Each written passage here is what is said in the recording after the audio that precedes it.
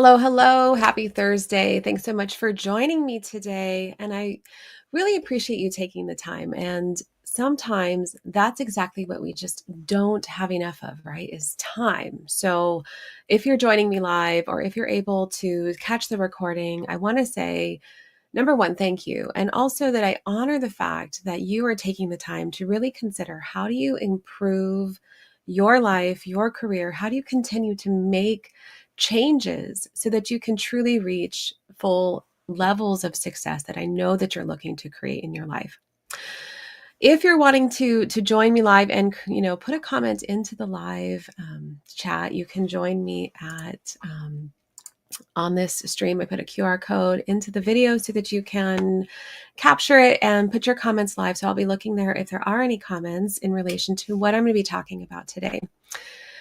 Also, I want you to know that what I'm talking about is not coming from a place of theory or that I have some delusional ideas around what it is that we're actually facing within the world right now, within the market that we're in. But what I do want to say is that how we prioritize our lives in relation to our careers is crucial for our success. And so this is what we're going to be diving into a little bit more today, because it's something that I feel like many of us we don't do very well. And I know that when I was growing in my career and I was trying to figure out how to juggle all of the various meetings and the demands and the expectations and priorities that were coming forth in my career, I really didn't know how I was supposed to do all of that and yet still be present fully in my life as a mother, as a spouse, just with friends, with family.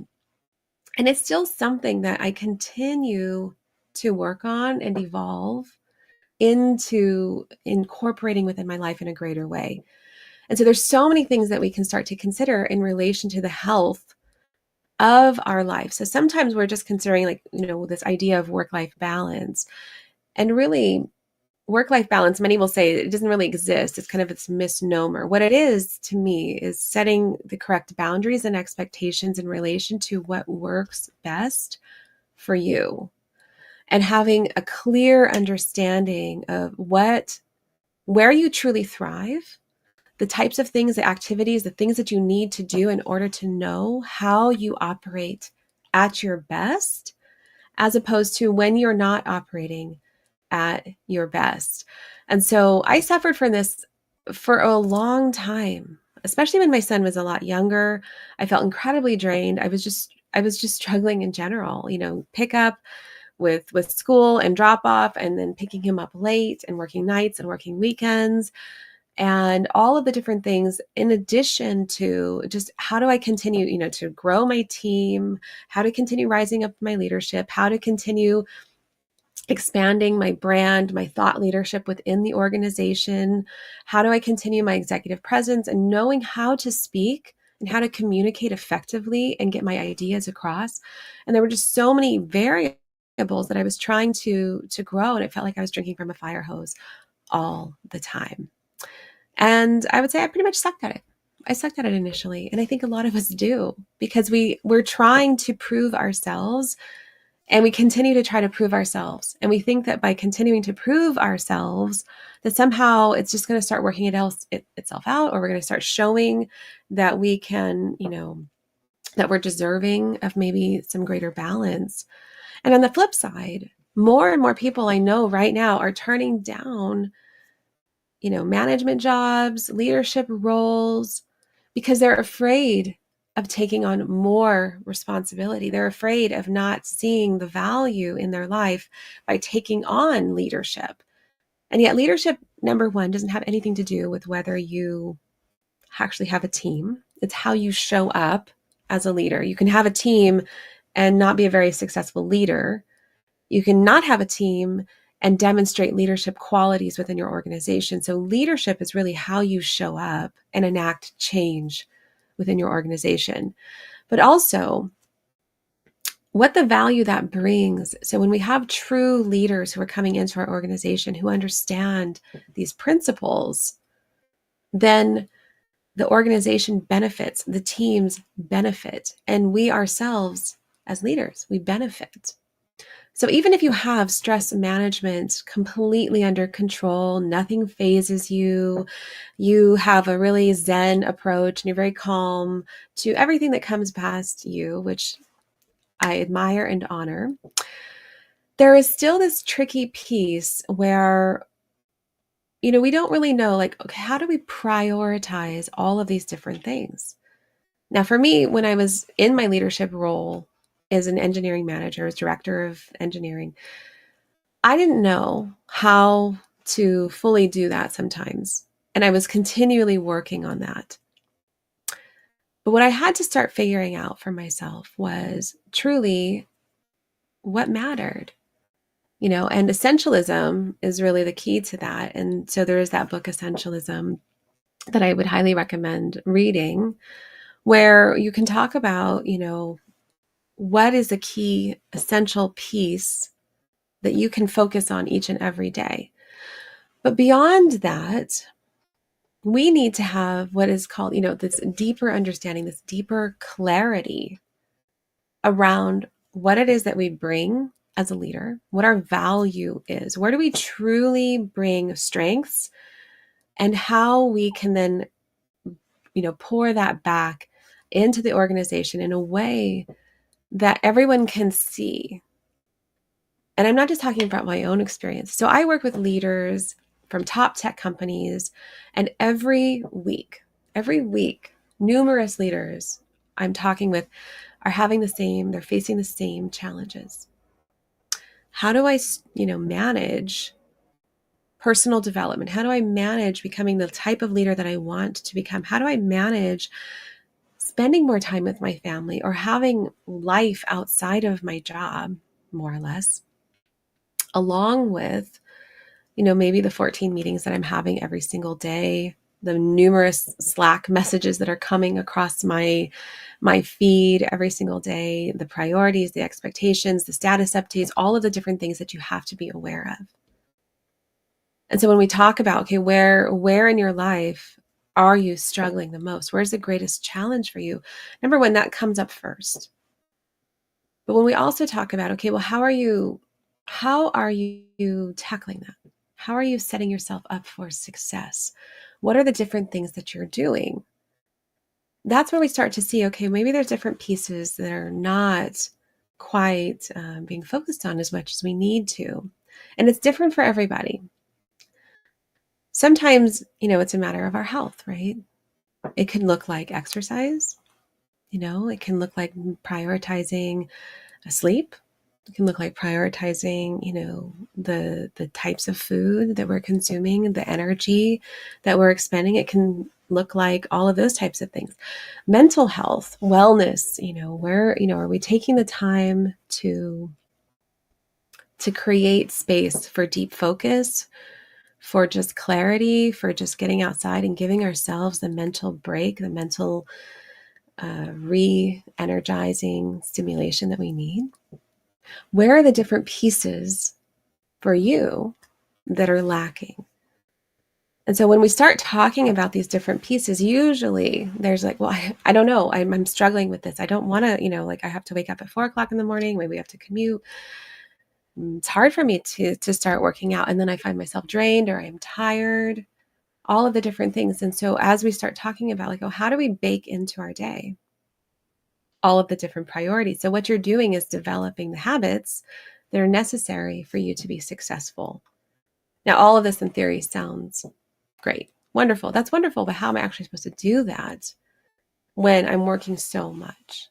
And I think that's really where, when we start to own our value, when we start to own our worth, when we start to do some of that deeper thinking, we're giving ourselves the mental clarity and the space to do it, is where we can actually start to create clarity and differentiation between, here's the busy work, here's the thing, here's the meetings, or here's the kind of conversations that may or may not be as necessary. And so what can we do in that capacity? Where can we start creating changes and strategize? Is it an area of delegation that I need to start looking at in my leadership? What types of leaders can I continue to rise up who can start looking into, maybe helping me in these areas?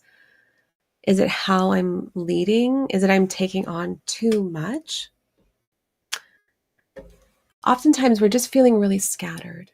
There isn't clarity. There's like this brain fog that's happening around us because we're being pulled in so many different directions. And it's hard for us to have the mental capacity to know how to focus. How do we spend more of our time doing the right things and less of our time on just kind of like the busy work? And quite frankly, some of the distractions too. Sometimes it's easier for us to focus on those little pieces that, maybe it fulfills the checkbox, but it doesn't actually move the needle.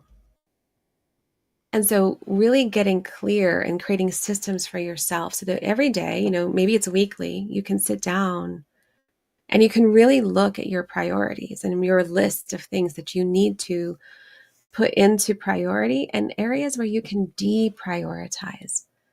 It's a struggle to know, what do we take off the list? What do we remove?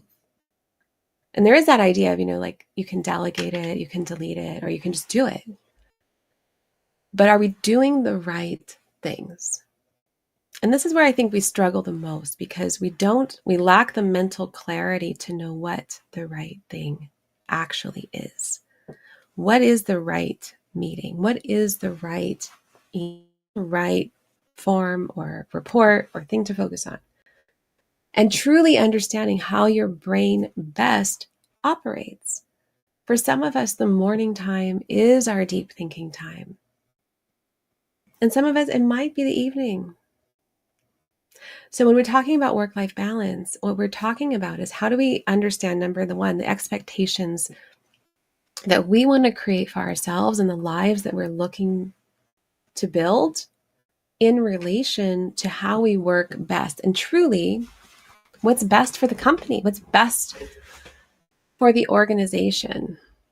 See, when we're looking at it from like, this is how I can best serve, it's no longer this idea of like, oh gosh, I feel selfish or I feel guilty for wanting to take some time for myself. No, we're going to flip this around and we're going to say, okay, this is how I show up best.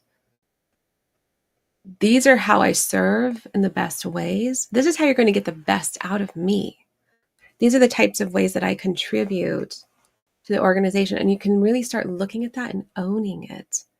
And the real question is, do you have clarity around what that is?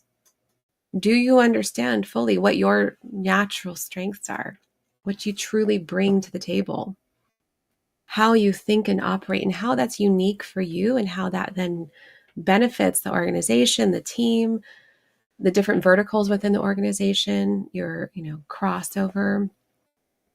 What's happening where you can then contribute in the most effective way? And it's so easy for us to get lost looking at all the different emails, looking at all the different priorities, all of the things that are crossing our desks. Oh, we have a new project. Oh, we have new this. Now something else is on fire and we're putting out a million different fires. It's up to us to create the systems for our lives, to put into place, to know how to handle these different scenarios that are coming up for us, so that we're clear, not only for ourselves, but we can set expectations around us. Now, I know this doesn't seem very popular because it's like, well, I'm expected to do all of it.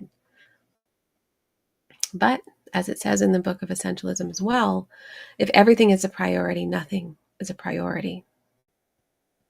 So I'm not expecting that you're going to walk into your organization and they're going to say, okay, listen, I'm not doing this work anymore. We can't really fully expect that our organization is going to understand, right? Our perspective all the time, right? So we have to first start with the inner work with us. Now, I do work with organizations and helping them to really understand how to reprioritize their efforts and to what's really going to truly move the needle within the organization, as opposed to the busy work, or where we're just, flinging from one thing to the next, grasping for whatever we feel like is going to be the next big thing that's going to give us that great return on investment.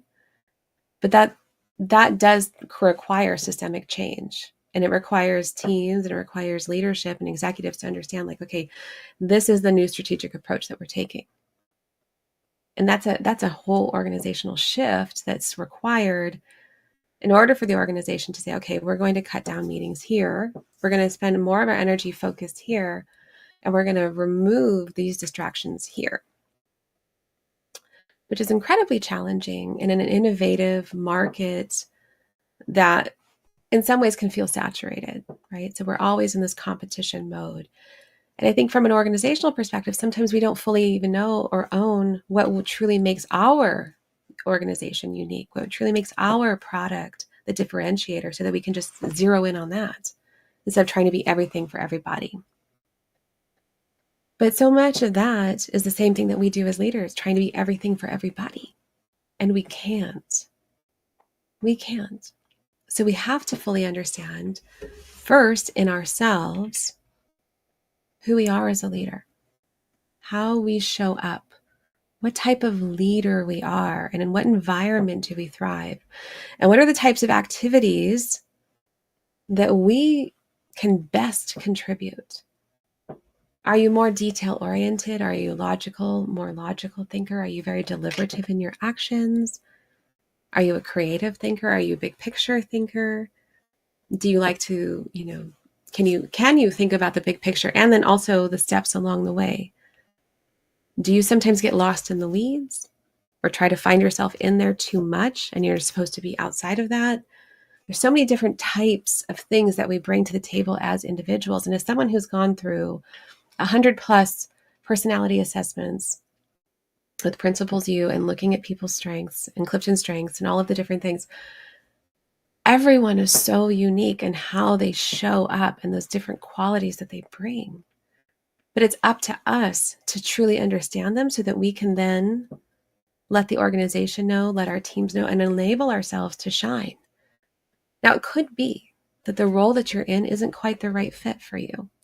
It could be that there might be another role that's an even better fit for you. But how do you get to that? How do you even know what that is if you don't first understand yourself? If you don't first understand, okay, what are these true key strengths? And so sometimes when I'm talking about strengths, people look at it like, yeah, I know about all that. And it just seems kind of like out there and I'm supposed to just believe in myself. No, it's really understanding, how do you best serve? How do you best inspire your team and motivate your team? How do you best bring people together so that collectively you're moving things forward in the direction that it needs to be so that the organization and the company can be successful? That's the end goal. So how do we pull out the best of ourselves so that we can then start to recognize that in other people as well? So that we can see where other people are thriving. And a lot of that work, it has to start here. But if we don't take the time, and if we don't prioritize that time, then we're consistently floundering, trying to figure out, okay, what do I need to be doing next? What's next? What's next? What's next? Instead of looking at, okay, this I need to move. This is the focus for today. This is the focus for tomorrow. Here's the main goal for the week. Here's what we as a team need to accomplish. And really learning how to orchestrate yourself, your team, the organization, the strategic goals that you are working towards. And if there's some work that doesn't fall within there, now you have some clarity around, okay, what do we need to do about this? Maybe it does have to push something, but you have to have awareness around that. And the organization needs to have awareness around that as well. So that we just don't keep wondering what's happening. Why are we not making any progress? We're busy, we're doing a bunch of stuff, but there's no momentum. There's no movement. We get lost in checklists and tasks and having to do and do and do and be busy, busy, busy. But is it effective? But we have to first understand for ourselves what makes us effective. And then that goes back into, how are we setting ourselves up for success? How are we paying attention to ourselves, our health, our mental well-being, our sleep? Where are those little pieces that maybe need some tweaking, some little adjustments, different habits that we can create, so that you're continually refining yourself into being the most productive and highest creating version of yourself. And this isn't truly in the best way. And oftentimes it's not what we think it's supposed to be. I had a client earlier this week, and I felt so sorry for him because he was so tired. He was so tired.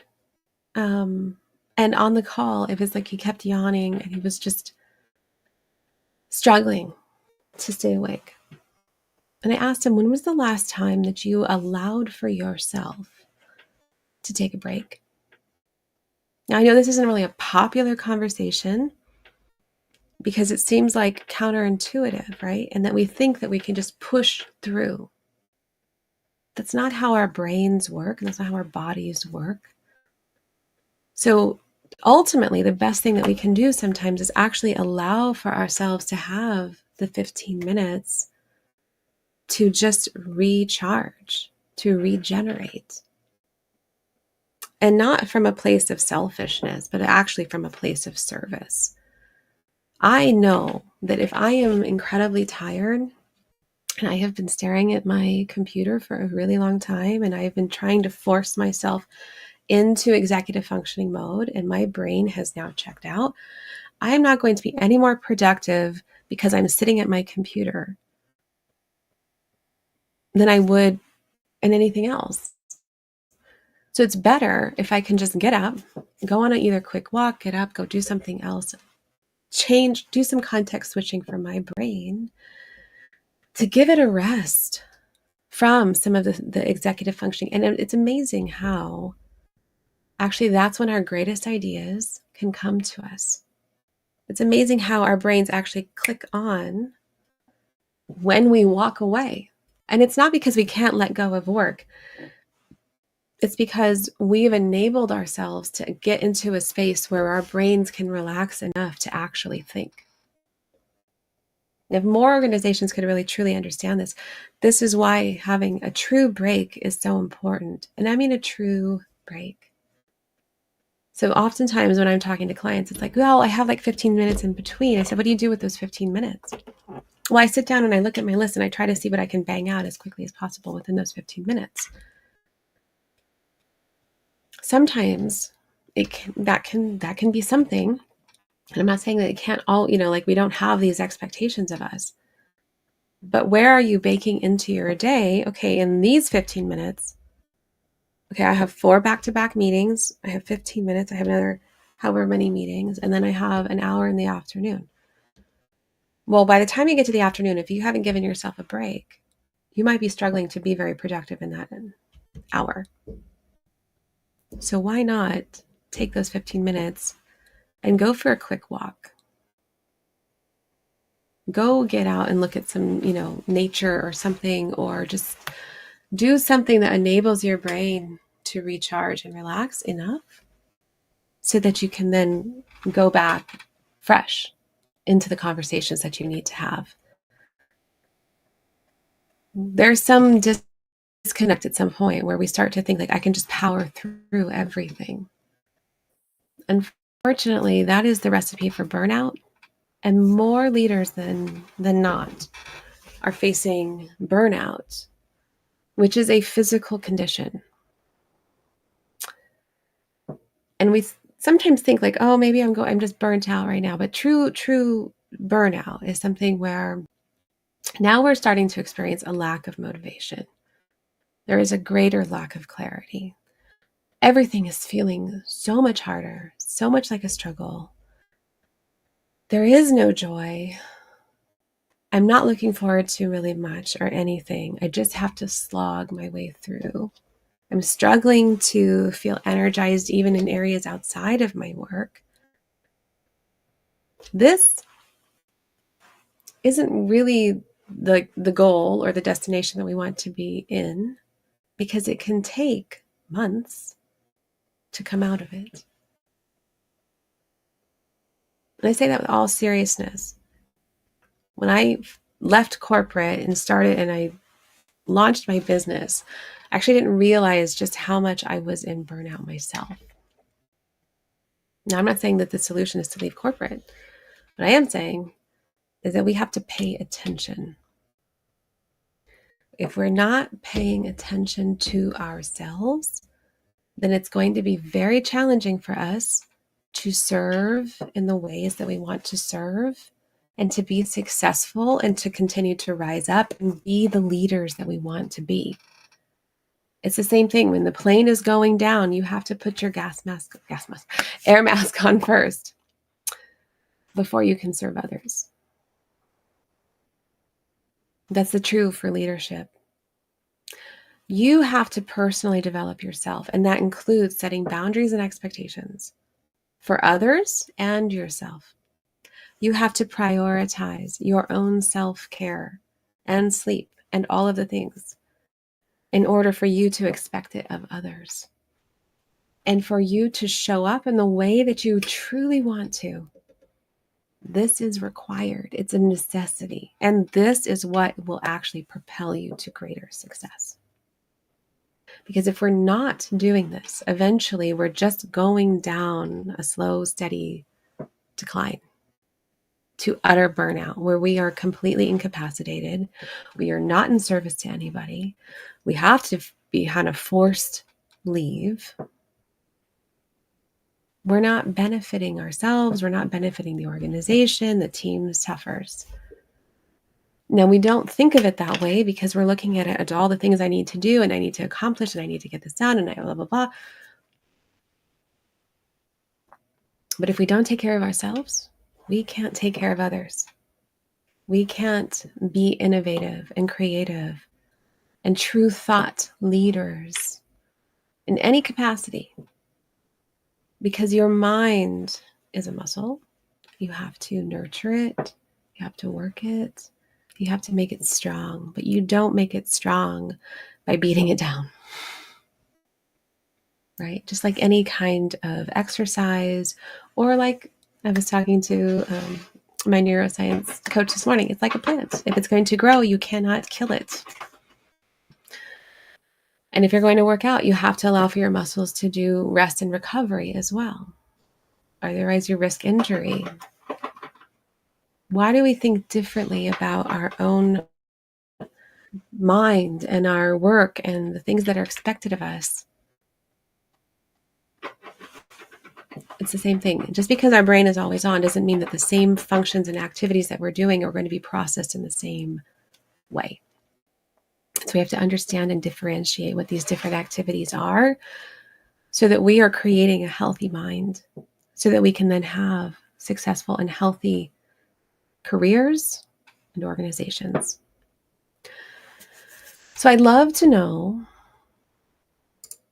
what resonated for you when you think about this? How are you prioritizing yourself for success? Because I know that we don't want to end up down there where we are completely incapacitated. So what are you doing for yourself to continue to strengthen and fortify your leadership, your person, your growth, so that you can be successful within your career, so that you can show up as that leader and continue to rise up in your career and reach new heights that you didn't know if you could make or reach? And I understand sometimes it feels impossible, but I want to encourage you, it's not. And with all of the work that I'm doing with different leaders, we are creating solutions and systems for them that work specifically for them. And we're starting to see okay, there are breakthroughs. There are ways that we can make this work and still meet the needs of our roles and the organization that we serve. So I really want you to consider that. And if you're interested in having a conversation, if you're interested in talking about how you can start to show up differently and start to prioritize yourself so that you can be successful, then I would love for you to reach out to me. Let's connect. Let's have a conversation.